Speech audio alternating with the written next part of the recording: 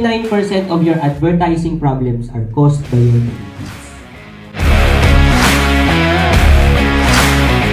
Strategies na tuturo natin today, pwede niyang magamit for 1 month to 2 months. So,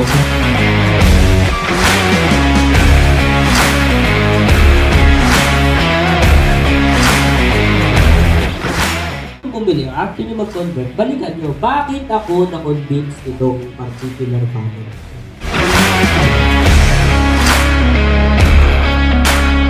And makukuha lang natin yan with proper ads manager setup. Like this. Hindi natin ito makukuha sa boosting. Unfortunately. Mukha lang madali yung boosting for this time. Okay? So, paano ginagawa itong proper na ads manager setup?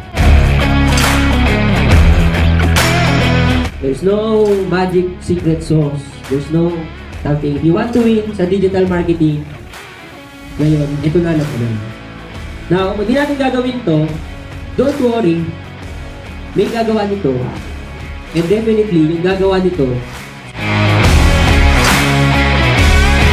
formally end the training. Ayaw, marami kayo natutunan.